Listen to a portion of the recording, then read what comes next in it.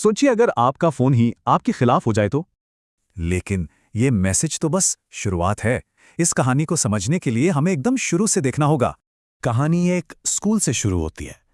रिया नाम की एक स्टूडेंट के गायब होने के बाद सब कुछ अजीब सा था। सब नॉर्मल था सिवाय एक चीज के। रिया की दोस्त सपना का फोन अब कभी ऑफलाइन नहीं होता था। तभी स्कूल में एक नई लड़की आती है, अंजलि, और उसके आने से हालात और बिगड़ जाते हैं। अंजलि ने कुछ ऐसा नोटिस किया जो किसी ने नहीं देखा था। सपना का फोन जैसे उसे बुला रहा था। सिर्फ एक नोटिफिकेशन नहीं था, वो फोन की स्क्रीन से एक अजीब सी रोशनी निकल रही थी।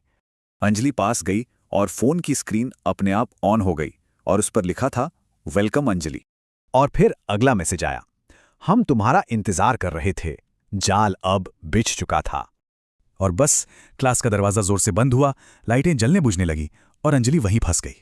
फिर फोन ने उसे वो डरावनी सच्चाई दिखाई जिसका वो अब हिस्सा बनने वाली थी। स्क्रीन पर असली रिया और सपना थीं, एक डिजिटल जेल में कैद, मदद के लिए चिल्ला रही थीं। फोन का मैसेज एकदम साफ था, अब अंजलि को उन दोनों की जगह लेनी होगी। तभी नकली सपना ने कहा, अब हम 3 होंगे। ये सुनकर अंजलि के तो होश ही उड़ गए। अंजलि भागने की कोशिश करती है पर वो शापित फोन अचानक उसके हाथों में आ जाता है। अब उसके सामने एक नामुमकिन चॉइस थी, या तो वो उनके साथ मिल जाएं या अंजाम भुगतें। घबराहट में अंजलि ने डिक्लाइन बटन दबा दिया, पर शायद ये उसकी सबसे बड़ी गलती थी। स्क्रीन पर बस एक मैसेज आया, गलत चॉइस, मतलब सही जवाब तो था ही नहीं। और उस मैसेज के साथ ही सब कुछ अंधेरे में डूब गया। श्राप ने अपना काम कर दिया था। अगले दिन स्कूल में सब कुछ नॉर्मल था, बस अब वहां 2 नई लड़कियां थीं, सपना और अंजलि। तो ये श्राप काम कैसे करता है? बहुत सिंपल है।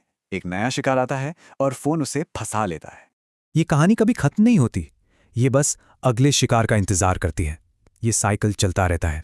और कहानी का आखिरी मैसेज एक चेतावनी है, अब आप ऑनलाइन हैं। और अंत में कहानी एक डरावना सवाल छोड़ जाती है कि आखिर अगला शिकार कौन होगा।